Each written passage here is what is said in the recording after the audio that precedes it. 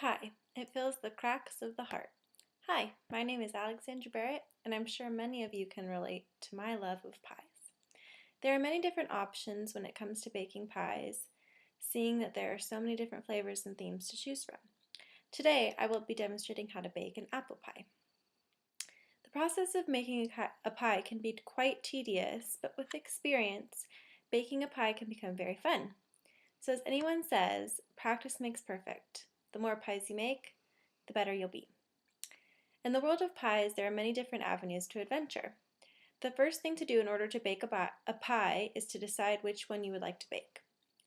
There are many different options aside from apple pie, which is what I will be demonstrating.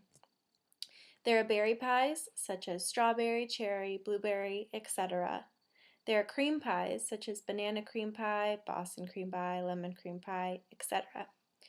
Pies come in different sizes, shapes, and tastes from all over the world. Scotland is known for their black bun pie, a pastry-covered fruit cake traditionally eaten on the 12th night, while Canada is known for their Blumberry pie, a sweet fruit pie filling consisting of blackberries, blueberries, raspberries, and strawberries, baked in a typical pie shell. England has their butter pie, made with sliced potatoes, onion, butter, salt, and pepper with a light pastry casing. And Australia has their caramel tart pie, a sweet tart filled with soft piped caramel topped with whipped cream or drizzled with chocolate. So as one can see, the decision of what type of pie to be made is crucial. Once your pie of choice is decided, it's time to bake. I baked my first pie 2 Thanksgivings ago and decided to try it out since I enjoyed baking so much. But boy, did I have my work cut out for me. I decided to bake my pie from scratch, including the crust, which is 100% the hardest part.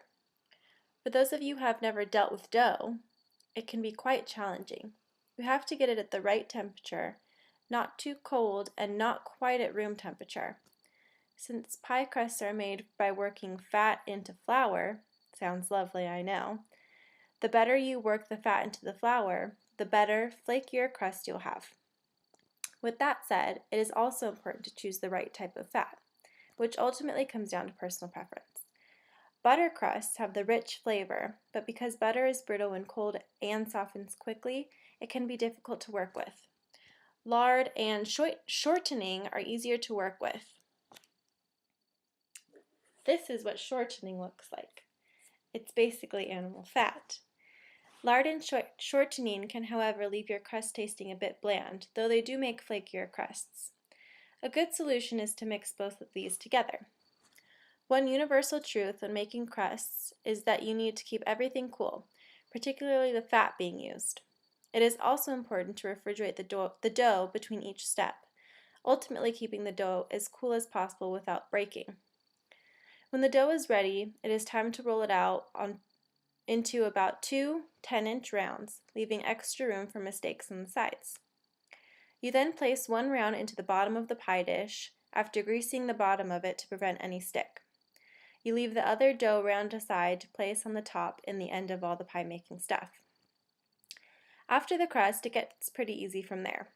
Since I chose to demonstrate an apple pie, one must peel and cut at least 6 apples.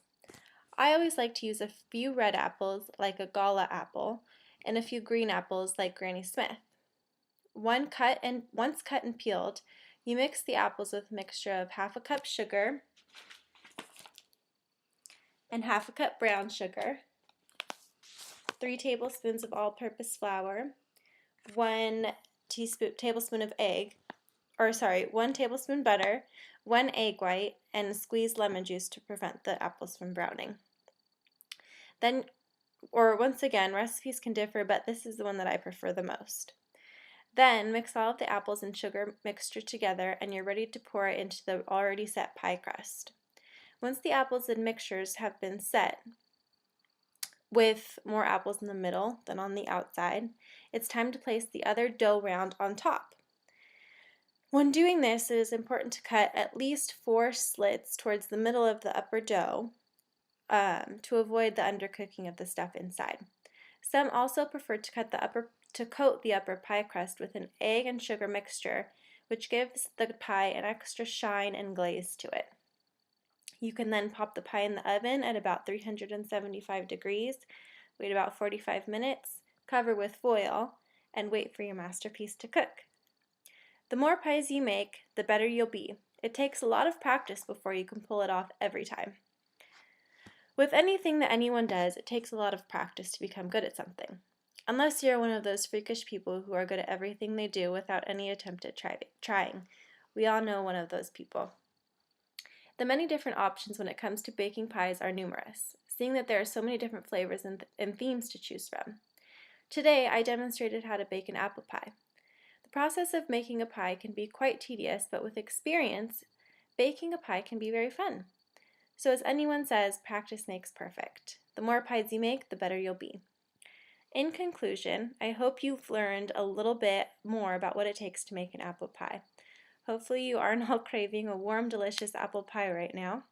I encourage everyone and anyone to try this out, and also remember that baking pies is a hard task and one that comes with much practice.